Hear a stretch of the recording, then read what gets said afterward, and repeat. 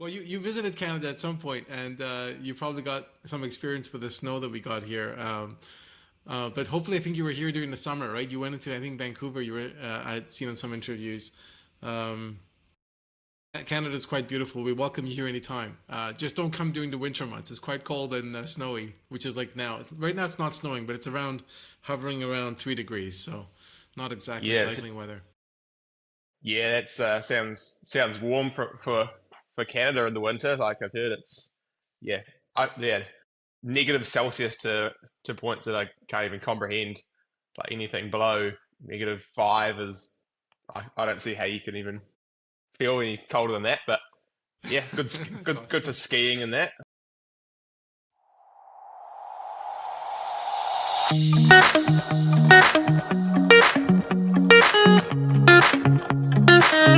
Welcome back to the Velo Health podcast and YouTube channel, where we talk about extending our health span, being healthy as we age, and not just about longevity, but using cycling as a way to stay fit and increasing our health span.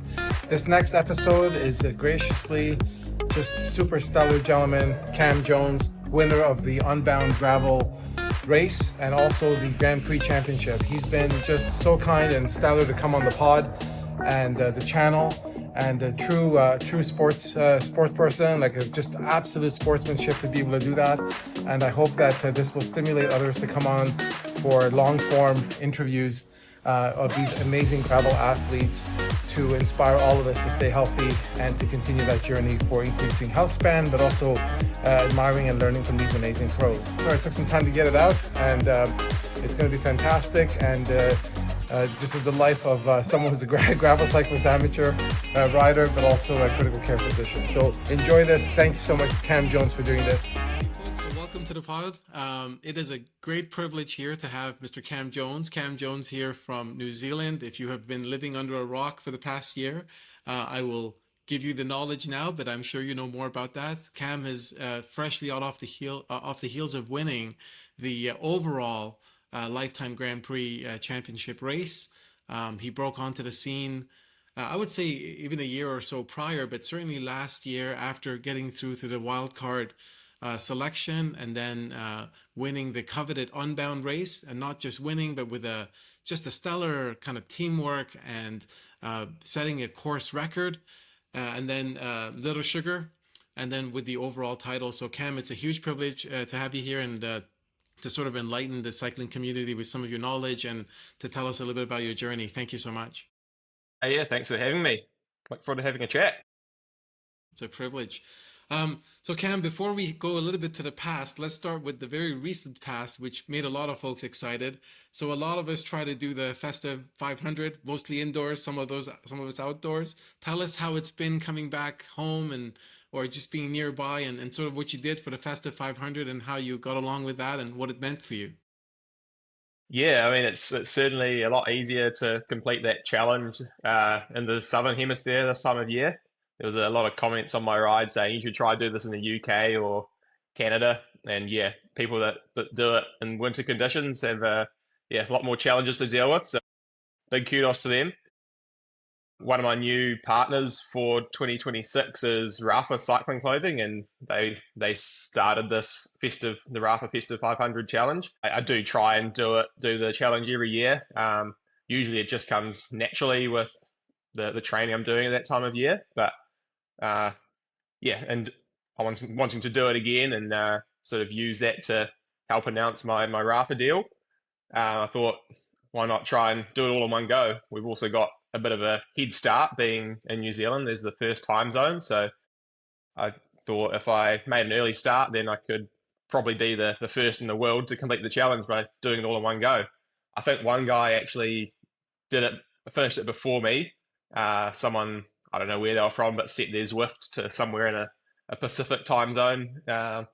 So they did it pretty quick as well. I think a little bit quicker than me. On Zwift, it's not quite the same as real world, but they also did a big effort. But Kinsale was the first person to do it outdoors.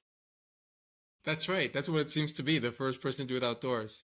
And congratulations on the Rafa deal, and maybe it's going to be a world a world thing where people follow in your footsteps now on an annual basis and get one of those nice Rafa badges that they were advertising. That's Yeah, for sure. fantastic. Actually, last year was also a bit of a challenge to finish it because I was in the US until Christmas, until Boxing Day. I actually spent Christmas Day at Houston Airport.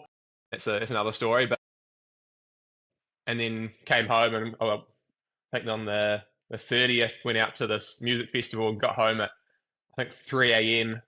and there was a local friend said, "Oh, you want to come out for a ride at 7 or 8 or something?" Had like 4 hours sleep and went out and had to do 130 k's the final day to complete it. So the challenge there was an extra motivation to get out of bed and get the riding done. But yeah, a couple of challenging last Festive 500s. That's awesome. And I think on this one, you said you wanted to get home quickly to be home for dinner with the family. And that was one of the motivations to keep that pace up. So good on Yeah, you. yeah, exactly. Yeah, didn't want to be too unsociable and miss the family dinner. My brother was down and back in town, and the whole family was there for the first time in a while, so couldn't miss out on a nice family dinner. And yeah, another motivation for doing it was burning a few calories that I could then eat back on Christmas Day, which I very much did. That's fantastic. That's also so inspirational for a lot of us and how involved you've been with your family and your family's been involved with you in kind of not only the upbringing and sort of the stuff we'll talk about, but during the races and some of the feed zones and stuff. So that's fantastic. What a kickoff to the year with the Festive 500. Now that you're sort of been home, are there things that are inspiring you in a different way? Kind of thinking about last year and being home and making sort of the national and international news and inspiring the young riders back in New Zealand. What are some of the vibes there in that regard? Yeah, I'll certainly lot more people sort of know who I am and sort of feel a little bit of sort of celebrity status around the place. But I don't know, to me, it still feels like the same as every other summer. You just try and yeah, be as social as possible because being away from New Zealand for 8 months of the year, the last couple of years, don't see some folks quite as much, and so I think it's been good, sort of being more of a professional cyclist now. Like in the past, I've had work or study, and yeah, trying to fit training in as well. You're a bit of a hermit. You go and do your day's work to try and fund the travels later in the year, and then train all evening after work, and then on your weekends you're trying to fit big rides in. So that's when all your mates are out wanting to do things. So I think I've been yeah done a lot more other activities this summer and last summer where I was also training full time for the first time. So, yeah, it's been a pretty social summer so far. You just spontaneous random activities. Like the other day we went and there was a music festival up on the mountain bike park, and we went and watched from the sidelines. Took our bikes up just in the evening and yeah, watched that from the trails. Yeah, spent a week over Christmas, New Year's at the beach up in the North Island with a bunch of mates. Went to some gigs and also having time to do some more traveling around New Zealand means there's always some new and novel roads to ride on.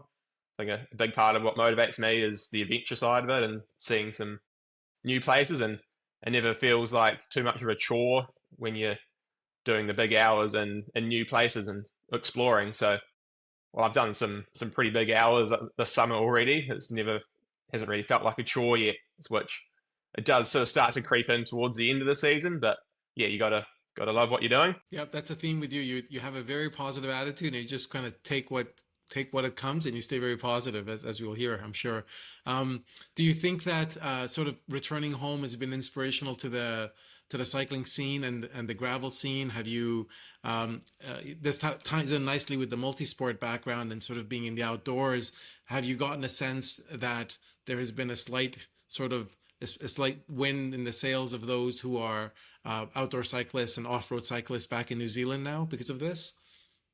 Yeah, gravel especially is getting bigger and bigger. There's a few extra races on, and yeah, those events were super excited to see mine and other Kiwi success over in the US this year. Like a week after I got in, we had our biggest New Zealand gravel race called Edition Zero, and Hmm. yeah, there was a huge buzz around that with me and another rider that was in the Grand Prix, Matt Wilson. We were both racing, and just the level of that field has got so much higher.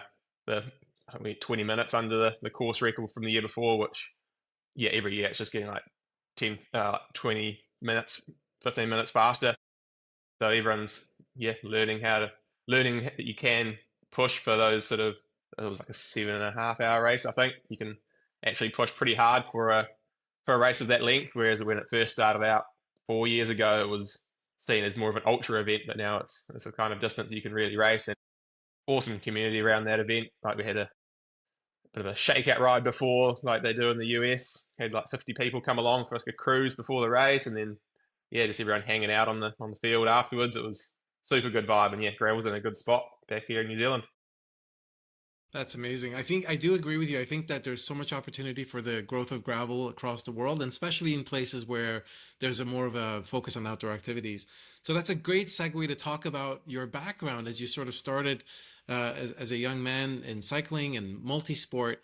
Do you want to give us a sense of kind of how you started? Because cycling, I guess, was part of the picture, but wasn't the whole picture initially in your sort of uh, introduction, if you will, as a young man into endurance sports, as a youth into endurance sports and multi-sport. So can you tell us a little bit about those roots and also how it got you into endurance sports? Yeah, so when I was sort of I don't know, around 12 years old and starting to become interested in endurance sports, it was sort of the golden era for multi-sport in my hometown of Nelson. We had quite a few like top level professional multi-sport athletes, which in New Zealand is like running, biking, and kayaking. It's quite a popular combination of sports, similar to, I guess, triathlon or Xterra.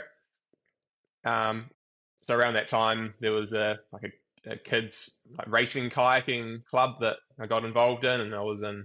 There was also a good junior road cycling series, and I first sort of started getting into endurance sports myself through cross country running just in school, and it's actually quite a good story how I sort of started getting keen on training. In year 6 at school, we had a school camp on which we were going to do a big hike up this mountain, and our teacher didn't want everyone super unfit and taking all day, so he said, before you're allowed to come on school camp, everyone has to do 100 laps of the school field, running or walking or anything, in the month or so before. And we had a pretty competitive bunch of lads at school, and it turned into a competition who could do the most laps. And so we'd spend all lunchtime just running around the field. And I think from that year, I went from like 60th place at the inter-school cross country to 2nd place. And that was I just saw it's quite a rewarding and very direct relationship between training and results and this endurance sport. So that sort of motivated me to do a bit more and use that fitness to do some duathlons, which was run, bike, run. And there was a really good series around that time in Nelson, and just was an extra motivation to train and then see how training pays off so much in sport like that compared to maybe some team sports where there's a bit more talent and skill involved. And there's also some cross-country mountain biking, which I've always been keen on. The Coast to Coast was my first big event where I sort of came onto the scene nationally. It's a race across the South Island of New Zealand it's like goes run, bike, kayak, bike. And I did the 2-day event, which it's about 12 hours, I think it took me over the 2 days. You stop and camp in the middle and restart the second day. And that was my first time like getting a coach and sticking to a training program, and ended up winning the 2-day event, which is, I think I was the youngest person to do so at the time. And then, following that, I was sort of at a crossroads, like, do I continue with the multi-sport? But I was also entering the under-19 junior age group for mountain biking, and had made the decision that I can come back and do this multi-sport any time in my life, but I'd always wonder how I could have gone in maybe a more competitively international sport like XC mountain biking. So still did a couple of multi-sport races, but turned my attention to the purely cycling, and spent sort of 6 years, I guess, through under 19, and under 23 age groups, chasing like the national cross country series and a few trips to Europe as well. I was just saying that, to not sort of put words in your mouth, but your mountain bike roots are very strong, and you identify as a mountain bike cyclist, mountain biker. And if you had to sort of pick one bike, you've said maybe in the past that you'd pick that. And it's so amazing how gravel is kind of not struggling, but sort of finding the balance between that. Do you say that? Do you think that the do you think that you've met friends and colleagues from road cycling routes into gravel? There's probably many points of entry, but what do you think is, kind of looking back, what's really interesting coming from mountain biking into gravel cycling, and kind of the mindset that comes with that, but also the technical aspects? Yeah, I guess I've always done a lot of road biking. Like it's a good way to train for even mountain biking. Even when I was purely mountain biking, it's been probably half the time on the road bikes. Definitely had plenty of drop bar experience when gravel bikes first became a thing, and there became more racing opportunities. I think it was only half a year before my first Unbound that I got a gravel bike, and Unbound was like my fourth gravel race in 2024. Relatively new to the gravel, and yeah, it's just an excuse to get another bike, isn't it? But yeah, I was a little bit worried that just doing more and more gravel riding and less mountain bike racing, would be a bit boring. Like you don't have quite the same technical nature or adrenaline. But I was surprised how fun it actually is. Like I guess like riding a gravel bike on rough gravel downhills or even easy single tracks, a similar rush to riding an XC bike on downhill trails. It's a sort of under biking is definitely a skill element, and when you're racing in these big gravel events, there's a lot of pack dynamics, which keeps things exciting too. It's kind of got an element of road racing, and so yeah, if I still every time I get on the mountain bike, remember that's why I do it. It's so much fun, especially these days when it is pretty easy just to ride drop bars, because I don't know, it's better for training in a way. You keep the power up all day, sort of have a higher training load, but yeah, still have to get out on a few mountain bike rides to keep the skills up. So yeah, if I had one bike, it would definitely be the cross country mountain bike. You can just do everything on it. But yeah, I've been surprised over the last years how much I am enjoying gravel, and the professional opportunities in gravel are a lot better for my type of rider anyway. Like the XC mountain biking scene is pretty hard to do professionally. I think maybe if I kept at it, I could have made it a career. But I think I enjoyed the adventure aspect of gravel a bit more. Like I remember coming back from my last World Cup season in Europe and doing some cross country marathon races and just enjoying, like, it takes you a day or two to pre-ride the course, and the course is just like one big lap rather than doing the same 5K lap all week long and just doing that. And so yeah, I think the adventure elements of it's definitely drawn me towards gravel, and yeah, professional opportunities, as I found out, are a lot better or easier to come by than in mountain biking, and I still get to race mountain bike, so yeah, it's a dream scenario. That's right, and win. Little sugar. Yeah, that was very technical course. It's interesting, I was going to ask you one question about mindset maybe first. Did you find that the multi-sport mindset and then endurance mindset really, like how did that play into these longer gravel races? Now, as you said, they don't necessarily, as far as hours, necessarily fit into the ultra endurance or things like that categories, but Unbound was no small feat. And so do you feel that that gave you sort of an extra preparedness for just the mental mindset of getting through such a long race? And how does that also counterplay with the shorter races? Yeah, I guess having done the coast to coast multi-sport and yeah, the associated training, and also done some adventure racing, which is also like big day long events from quite a young age, meant that I was doing these longer endurance activities probably earlier than most. A lot of people coming to gravel were from like XC mountain biking or road, which are relatively short races, and so I was already pretty accustomed to doing big days on feet and the boat on the bike.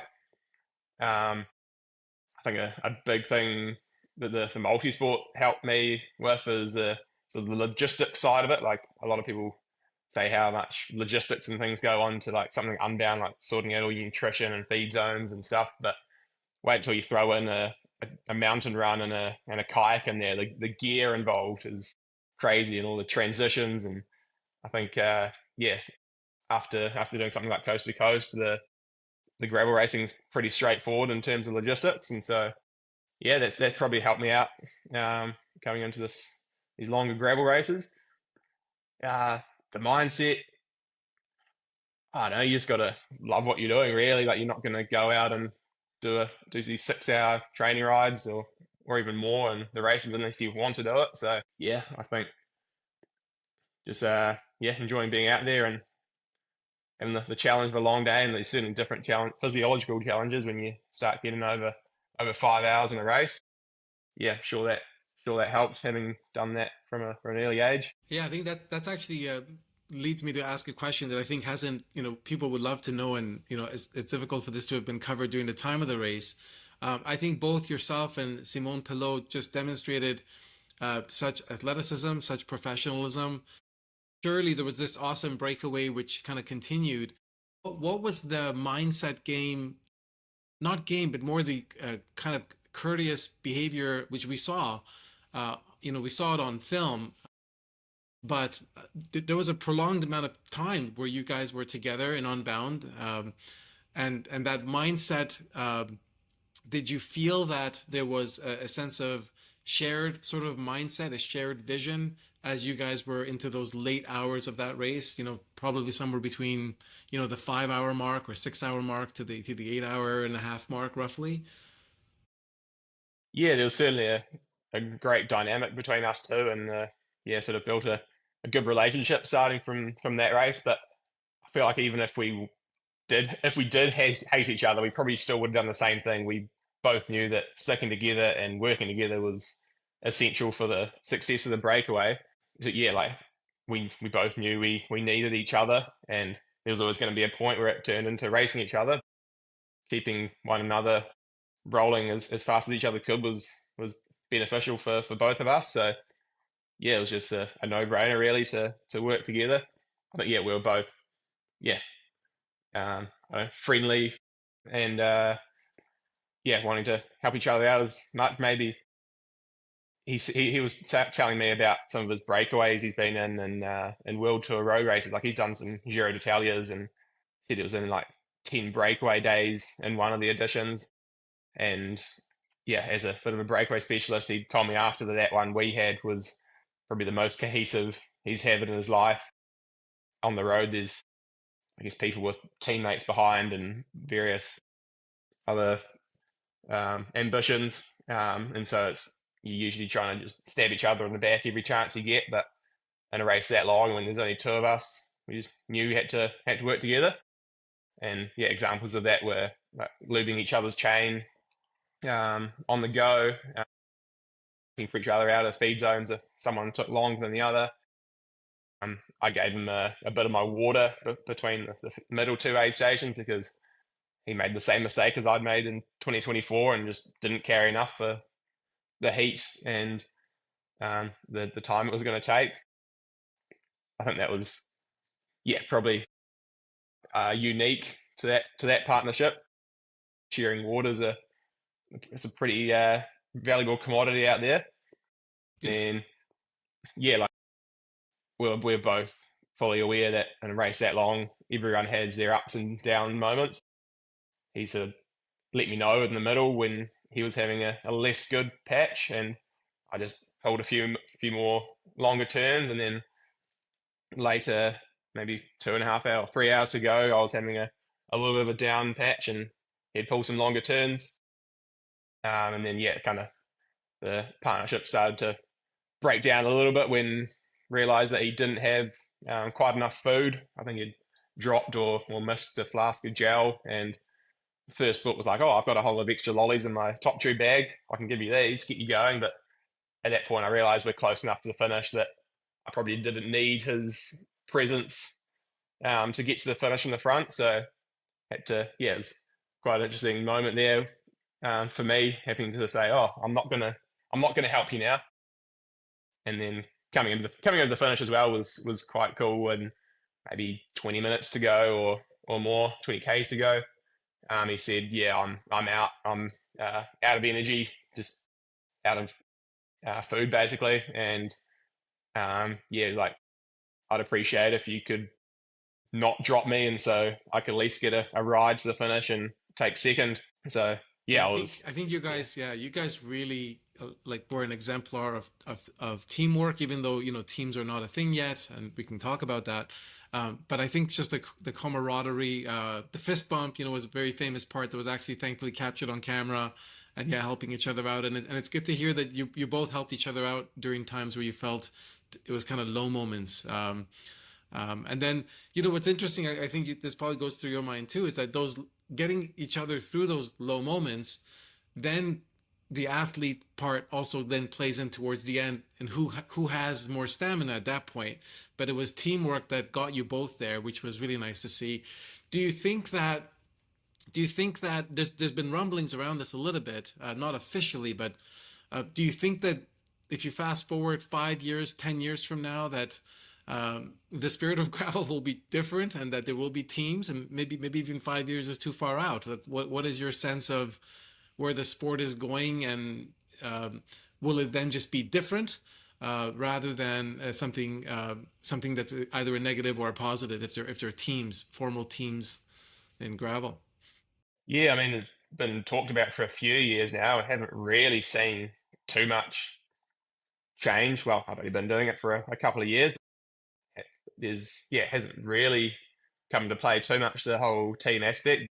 Yeah, it's inevitably going to change in the coming years. Like you see, the Specialized have got a sort of formal team now with some super strong riders.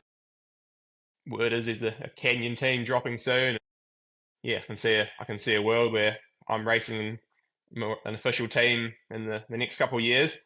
So yeah, it'd be interesting to see how it plays out. Like in one way, there'll be teams will have riders that are expendable and will go deeper than they usually would on their own in the early stages of the race to keep pace high or close breakaways or any of that.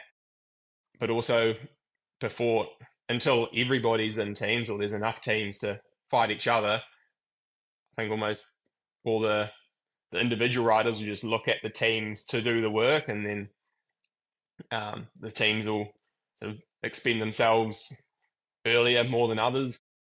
You will end up at the same place towards the end.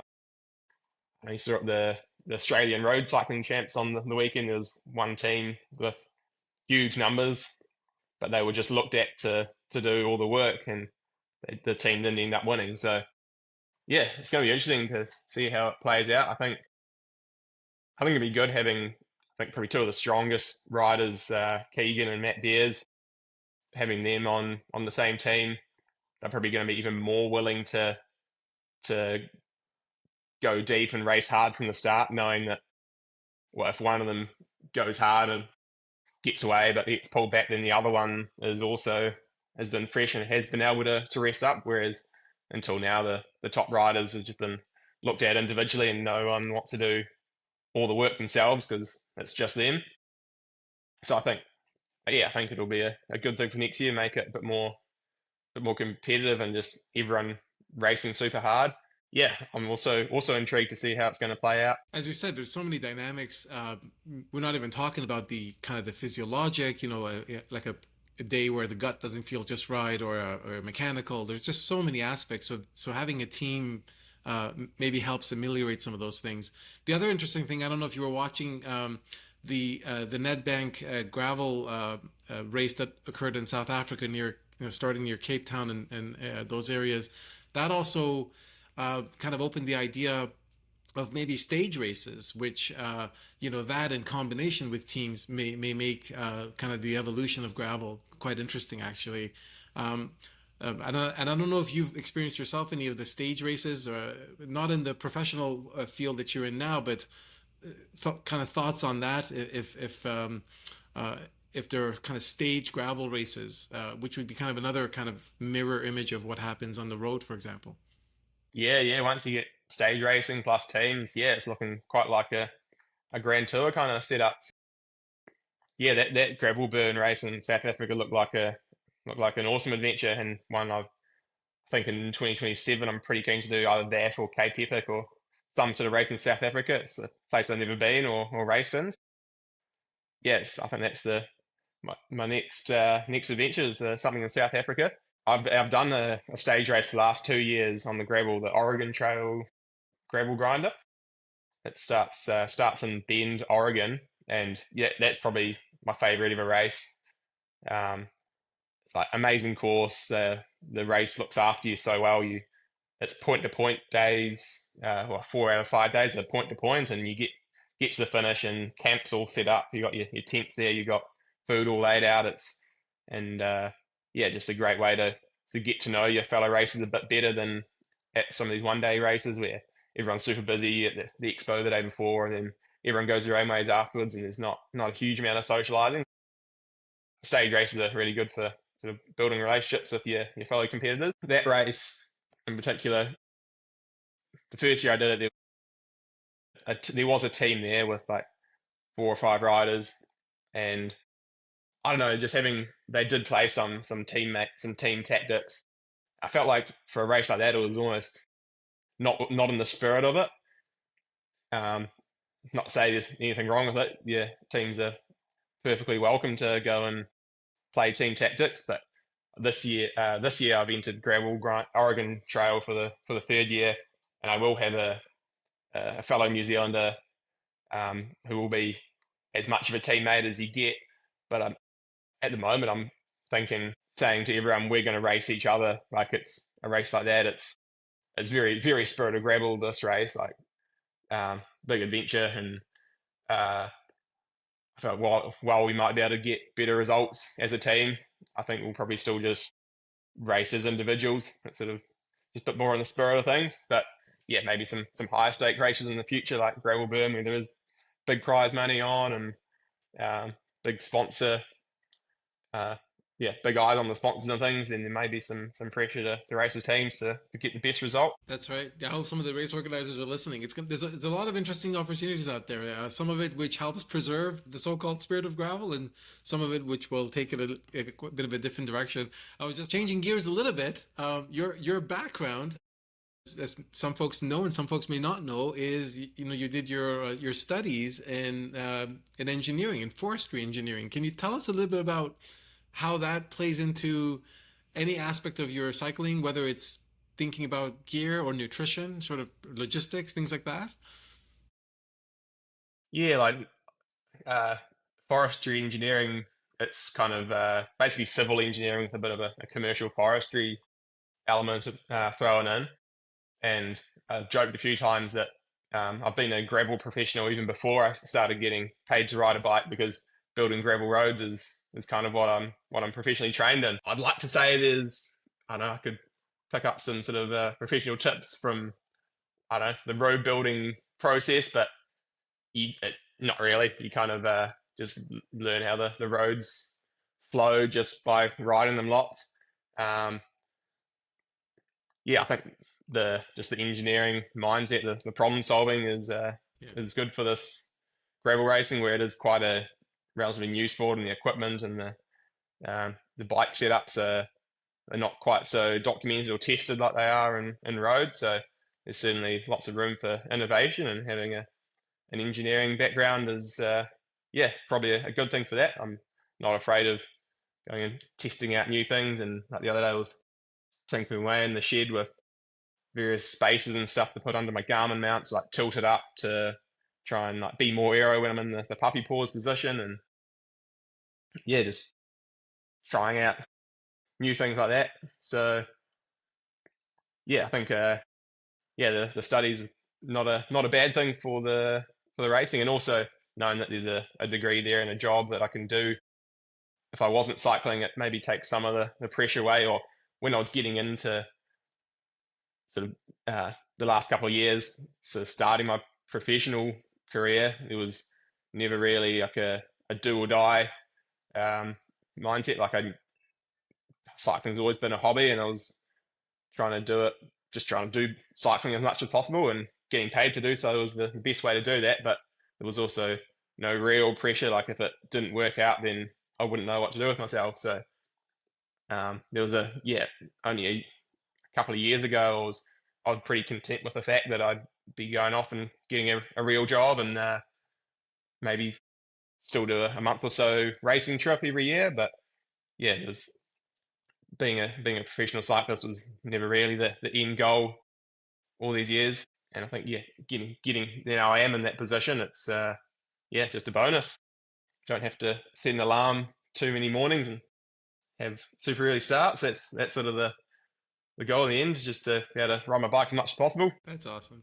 So yeah, so essentially it's you're doing it instinctively. You're doing sort of A/B testing and sort of testing different aspects of both the gear and the nutrition. I think on the gear side, I'm sure there's a lot more to come from you on the kind of playing around with the kind of the technical aspects from a mountain bike onto a gravel bike as the frames are evolving, able to sort of handle different widths of tires and things like that.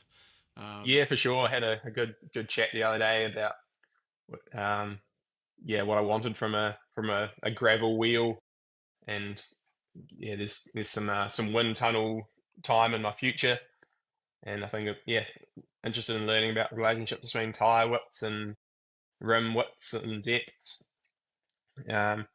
It's cool to be involved with some of that design work. That's awesome. Thinking now into the upcoming year in 2026, to sort of put it in a way that you're going from being kind of the new on the scene, or if you will, the underdog, or you sort of feel differently. So I'm not even just in a good way explaining it. You have such a positive attitude. You're happy to be there. You're going for it. You're there to give it your all. When you look into 2026, that season starts with you as the champion. What is your sort of your outlook, if at all different, when you enter that season now coming up? Yeah, I mean, it's the same as always. Just get yourself in the best physical shape possible. But yeah, that underdog status is certainly gone for good. And yeah, it'll be interesting to see how that affects it. Unbound was the moment where I came onto the scene and no longer became a sort of an unknown. But I guess luckily after Unbound, there were 3 mountain bike races where drafting or tactics or anything don't really exist, and then Big Sugar, which was just sort of chaos in anyway, and there was only really 4 people I was racing, and I knew I was not going to get away, so that wasn't even a thought. And they changed the course because of the weather. That was because it was so short. None of us were really realistically gonna get away, and we were sort of all 4 of us were marked by one another. I was pretty confident that was going to come down to a sprint or a small group with us 4 still in it. Yeah, I haven't really had a good long gravel race where those and with a blank slate with the series where I'm really going to feel what it means to be a marked rider. And yeah, I think first race for me in the States will be Mid-South gravel, so haven't done that course, but yeah, I imagine like a one-day race like that, not part of a series. It'll be pretty interesting trying to seeing how Keegan's felt all these years, just having a huge target on his back. Yeah. Well, you never know. You might be natural allies on the course. That'll be in a different type of team, just like you and Simone. Do you think that the way the courses are now, or at least the things that can change even under your feet, again, appropriately so, they had to change things for the weather. Does that change how you train now, coming kind of bringing it all back, like such a strong endurance background, multi-sport background, feeling very comfortable on technical sort of courses and long duration events, but then you have this situation where you have to be able to sprint quite aggressively after a several hour race, almost to an order of magnitude. You know, some of these races are close to 10 hours, right? Even though it's just sub 10 hours, they're quite a big deal. Do you feel that does that now, having experienced it, should I say, in that way, including in Big Sugar, that was a great sprint. Do you when you look back, or you look forward, should I say, does that structure your training differently for that aspect of the race? They're almost, maybe it's from, from my amateur perspective, they're almost two different aspects of training almost. Yeah, I Um, think the physiological demands of the races of like the same race now versus some years ago, like Unbound, for example, are different, and especially being, I guess, more marked, um, probably going to require some higher intensity efforts just to sort of break the elastic from groups, and yeah, having a sprint for the sprint finish scenarios, which are I think are more likely to arise. Um, you still got to have like an engine to be able to ride hard all day. They're still very attritional races, so I think training will stay pretty similar. Like you train to be an all-round rider, and working on the, the long endurance is that sort of pushes all your other sort of intensities capabilities up. So nothing really changes. You just want to be the strongest bike rider possible. But yeah, the sprint, the opportunity for sprints is something I've definitely thought of, and I told my coach like I want to have an unbeatable sprint, and so putting a bit more emphasis into actually training that.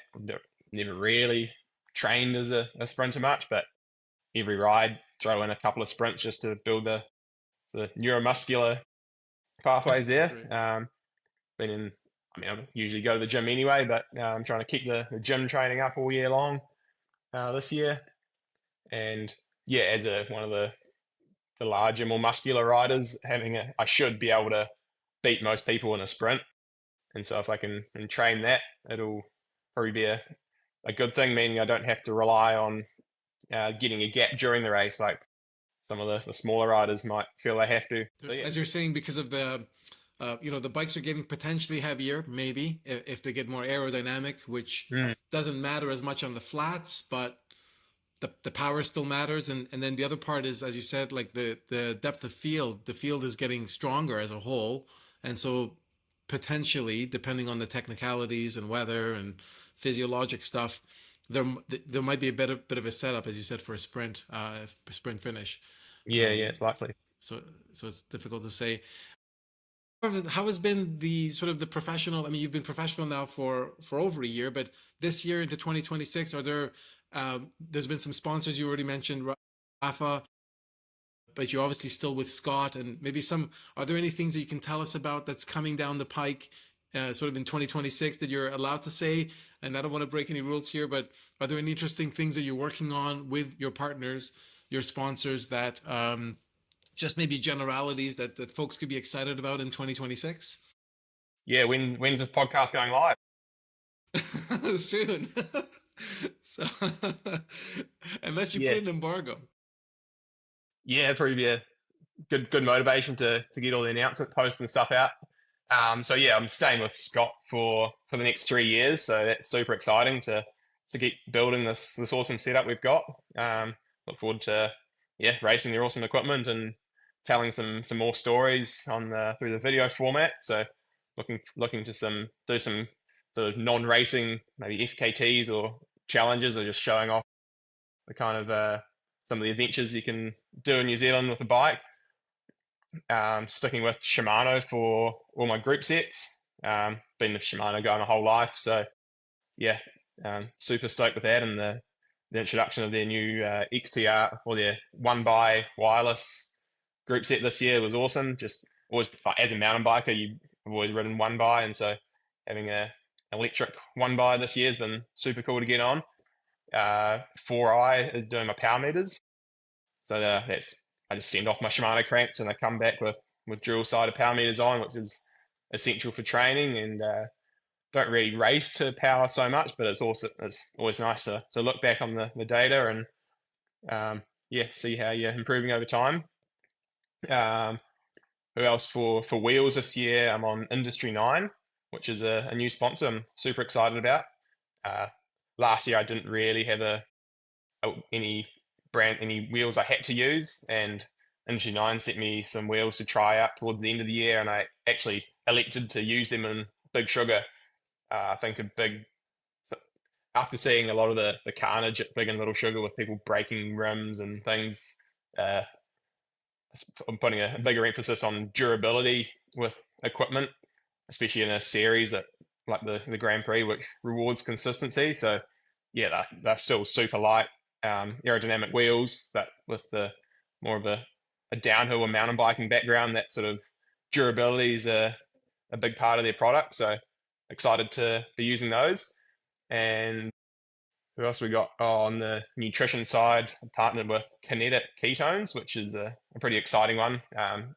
Uh, Relatively new, this sports and recovery product. So, and it's something I've never used before. So I bought a whole belt back with me from the States to New Zealand, and I've been using ketones every day and just working out how it can be part of my nutrition strategy, which is, I guess with the engineering background and just trying and learning something new, looking at the science of it, I've been quite enjoying, and there's a lot of elements that have been helping me in the training. It's the mental focus and another source of energy. Hold up, might have to cut it there. I need to go and get rid of this background noise. We got this stupid robo vacuum cleaner thing which just woke up and decided to come and clean. Started talking. Let me try to do a pause there. You can leave that in if you want. We can leave that in. That's awesome. Those are awesome Yeah. sponsors. The wheel announcement is very exciting. I'll put links to all of that for the folks to check it out. Especially as you kind of sneak peek that you may have some time in the wind tunnel, and so that will be very interesting with your engineering background. I think I'll just speak a little bit about that myself. Like, I think what it gives you is not necessarily it's not the field that matters. It's that engineering sort of thought process that allows you to see through nonsense and think through things more objectively and have a slightly scientific approach to what's going on. So those are awesome sponsors. Yeah. So for the wind tunnel, going as a wind tunnel with Silka, which do chain wax, which I've been using all year anyway, and they're super. And what's the word? Silka stellar. Yeah, I use all. Yeah. So Silka is super innovative and looking to make you go faster, however you can. Yes. So one of the things I want to look at the wind tunnel was, you could do a whole podcast on that, but the whole drop bars on the mountain bike thing was I didn't get on the bandwagon this year just because I hadn't done the races on flat bars. So I wanted to just do it on a normal bike first, but I can certainly see the potential from drop bars, and I'm keeping my full suspension mountain bike from this year, and I'll set it up with drop bars and put that in the wind tunnel and see if it's good or not. That's right. I think it's interesting. The mountain bike world may also bend slightly on that XC bikes towards gravel and give us all of us more aero gains or different configurations that are friendly. Did you run full suspension on Leadville? I'm trying to remember. No, I used a hardtail, which I think historically what people have mostly ridden. It was. I can't complain. I had a great Leadville, and I think the lighter bike certainly helped me on the longer, steeper climbs, and as a pretty good handler on the mountain bike, I could still keep up on the more technical sections with the hardtail. But I think there's a few parts where I was getting dropped by full suspensions, just how rough it was on just the not really technical but still pretty rough and peddly, and also just the puncture risk on a hardtail, just not having the compliance in the back. I did get a rear flat, which may have been fixed by having a full suspension, and also maybe having full suspension means I can run narrower tires, like 2.2s rather than 2.4s, which will offset some of the weight gain. And also using these Tannis armor inserts. So I'm thinking maybe if I have some some gravel or road rims that could help with the aerodynamics, and also making the rim narrow. I can use their gravel insert, which is super light, but also will overlap the narrower rim and help the puncture protection there. So yeah, I quite like all the different unusual bike setups that from traditional mountain bike races. Yeah, a lot of opportunities there. I'm agnostic with regards to the drivetrains. I sort of like both, but I will put a definite plug in for Shimano, because I set up a gravel bike with the XTR, and the shifting on the XTR, I don't know if it's very different from the GRX Di2, is fantastic. It's almost as smooth as a virtual shift on a trainer. It is butter smooth and very resilient as well. On the tire side, is there a sponsor there, if I may ask, or are there tires Yes, that you preferentially use? Yeah. yeah, I'm supported by Schwalbe tires, which I honestly think that's been a very real part of my success this year is having those tires. I don't like to uh, talk too much or brag about my good run with punctures, because it's bad karma, and it means next race I'm probably going to get a puncture. But yeah, You can had talk about my, tire my width. yeah my You best stick to width. my best run of keeping air in the tires this year. Yeah. No matter what you use, and especially with some of these courses in like Bentonville and Kansas, you're inevitably going to get flat tires. But and also there's various people out there doing rolling resistance tests, and the Schwalbe seem to be right up there at the top of efficiency when it comes to rolling with the gravel and mountain bike tires. So yeah, no other brand I'd be rather using at the moment. Totally agree. Yeah, they make fantastic tires on both the gravel and mountain bike side, and thankfully, as you said, the tire width is allowing us to run some of these mountain bike tires, certainly 2.1s on a lot of the gravel bikes. That's fantastic. Hmm. So to close us off, are there any words of advice you would give to other riders that were kind of coming through into the scene, onto the professional scene? Some of the things that kind of you embody that you would say to them as their excellent sort of mindset tips as they're coming into the pro field like yourself, and also inspiring thoughts for the youth both in New Zealand but across the world who look at your success and sort of what you've accomplished as they continue their journey in cycling, and all of us who follow you. Yeah, I guess like when you're starting out and looking to do any sport competitively, you got to do the type of sport or cycling discipline that you enjoy the most. Like you might look at gravel and say, "Oh, I want to be doing that," but if you start doing the training for it and don't enjoy it as much and would rather go and ride your enduro mountain bike down the hill all day, then that's what you should do. Like if you enjoy the training or not necessarily enjoy, like there's certainly some training sessions I do which I wouldn't call enjoyable when you're going out and smashing yourself, but if you find it rewarding, I guess is more to the point, then that's what you should do, because if you enjoy it, you're going to spend more time doing it, and the endurance sports time you invest in it's pretty proportional to how well you're going to do in the events. So yeah, just pick what you enjoy. If it's not gravel, then it could be mountain biking or road or but yeah, you gotta want to do it, and yeah, not feel like I found it was good to not feel like I had to be professional or make it to the top level to have fun and keep doing it. I want to still be riding my bike even when I'm not getting paid to do it. Yeah. That's awesome. So stay very positive and just go all in and enjoy it is your final words. Pretty much. That's awesome. Yeah. That's awesome.